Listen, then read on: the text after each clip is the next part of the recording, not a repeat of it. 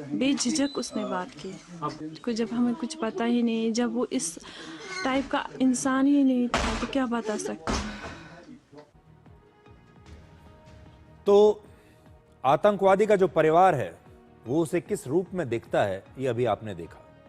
अब आपको सफेद कार के आखिरी 11 घंटों का रूट मैप दिखाते हैं जिस कार में धमाका हुआ। आपको याद होगा फरीदाबाद में सोमवार यानी 10 नवंबर को सुबह 6 बजे पुलिस की छापेमारी शुरू हुई थी और सीसीटीवी की तस्वीरों के मुताबिक सुबह 7:30 बजे यही कार सबसे पहले फरीदाबाद के एशियन हॉस्पिटल के बाहर दिखाई दी। इसके बाद सुबह करीब 8:15 बजे यह कार बदरपुर टोल पार कर दिल्ली में दाखिल हुई।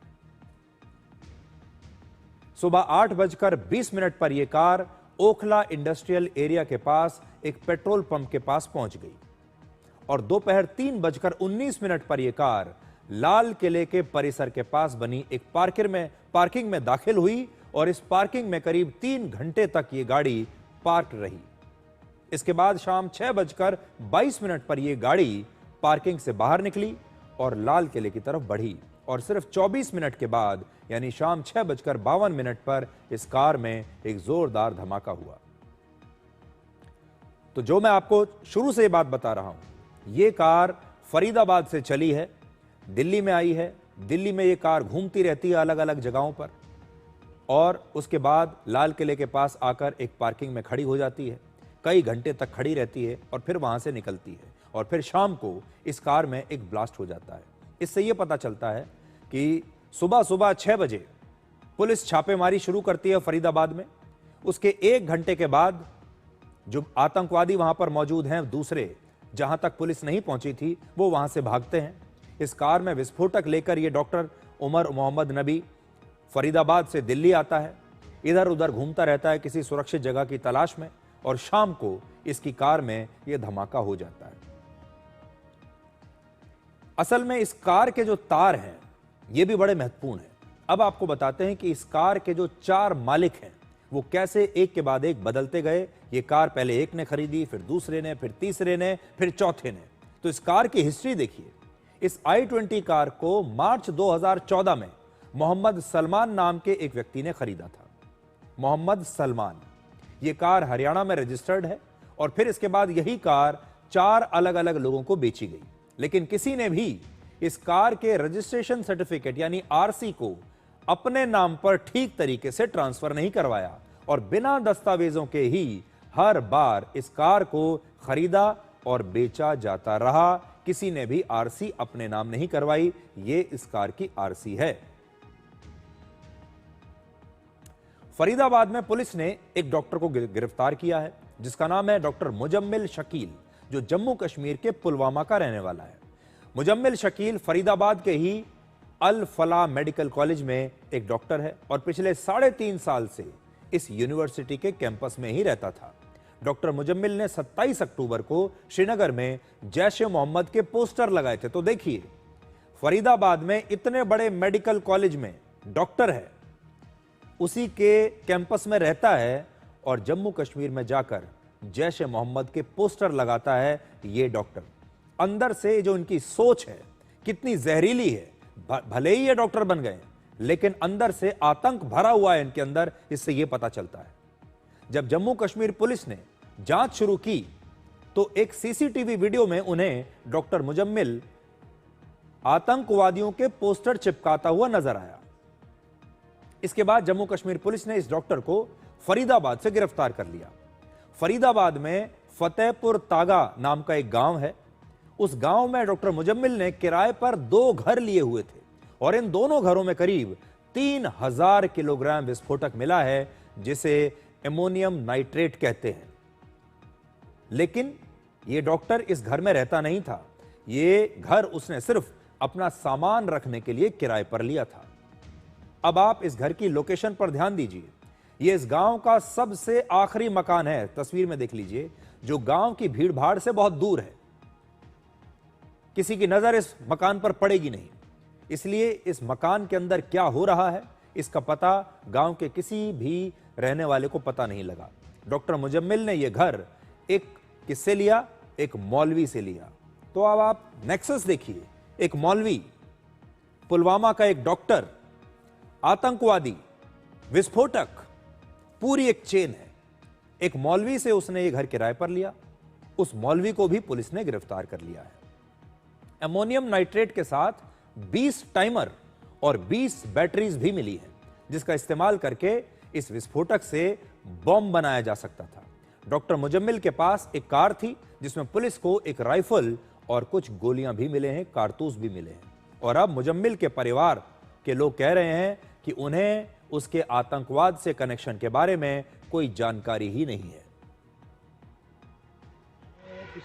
जिस डॉक्टर साहब को एलिगेशन लगा रहे हैं, ये इसके साथ इसको सामान रिकवरी हुई है कुछ। हाँ, ये पिछले 3 सालों से डॉक्टरी कर रहे हैं दिल्ली में। जी सर। क्या सुनने में आया आपको, क्या लग रहा है आपको, क्या बताइए? सर, ये लोग मुलाकात भी नहीं दे रहे हैं, किसी से मिलने भी नहीं दे रहे हैं। हमें 4 साल, ये 1 साल में 2 बार आता है घर में। हाँ, पिछली बार ये आया था, उस टाइम हमारे पापा की सर्जरी थी। डॉक्टर मुजम्मिल शकील से पूछताछ के बाद पुलिस ने डॉक्टर आदिल मोहम्मद राथर को गिरफ्तार किया। अब इसकी कहानी सुनिए। डॉक्टर आदिल वर्ष 2024 से सहारनपुर के एक प्राइवेट अस्पताल में डॉक्टर है। इससे पहले वो अनंतनाग के एक सरकारी अस्पताल में काम कर चुका है और अनंतनाग में ही इसके लॉकर से पुलिस को एक AK-47 राइफल मिली है। अब जरा अंदाजा लगाइए कि एक कश्मीरी डॉक्टर सहारनपुर में एक प्राइवेट अस्पताल में प्रैक्टिस कर रहा है और उसके लॉकर से AK-47 राइफल मिलती है और बाद में पता चलता है कि वो एक आतंकवादी है। डॉक्टर आदिल ने अनंतनाग के ही एक मेडिकल कॉलेज से MBBS की पढ़ाई की है।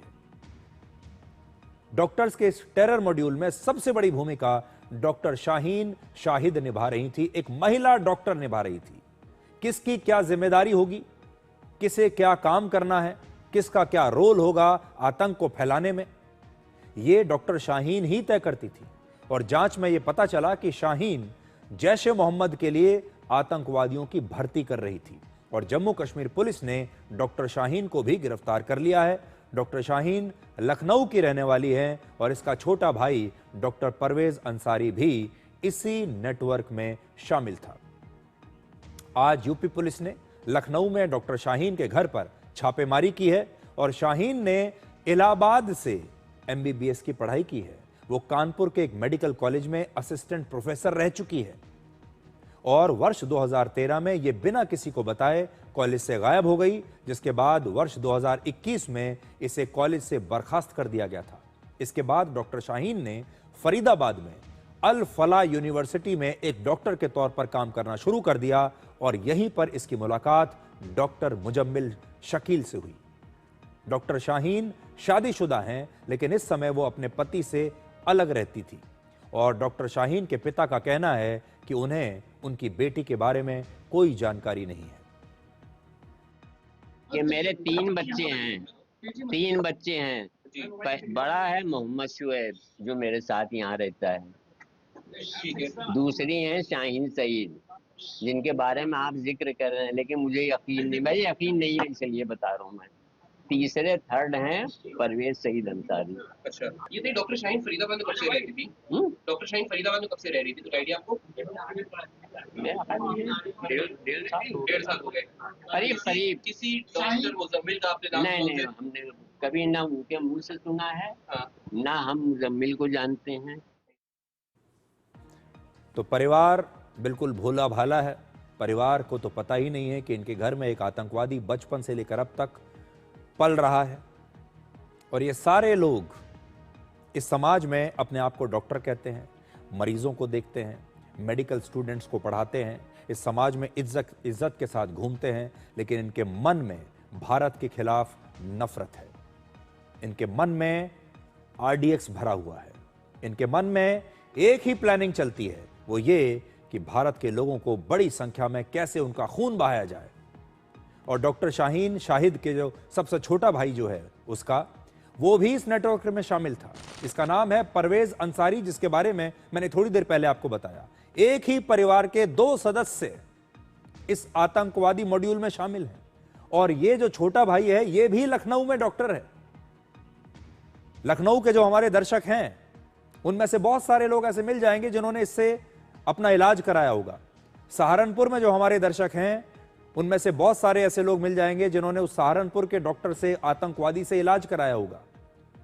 और फरीदाबाद में जो हमारे दर्शक हैं, उस इलाके के में जो हमारे दर्शक हैं जो हमें देख रहे हैं, वो भी इस अस्पताल में, जिसका अभी हमने जिक्र किया, मेडिकल कॉलेज में, यहां अपना इलाज करा चुके होंगे और बहुत सारे छात्र इनसे पढ़ चुके होंगे। इस वक्त की बड़ी खबर यह है कि डॉक्टर परवेज अंसारी, जो कि डॉक्टर शाहीन शाहिद का छोटा भाई है, उसे उत्तर प्रदेश की एटीएस ने हिरासत में ले लिया है।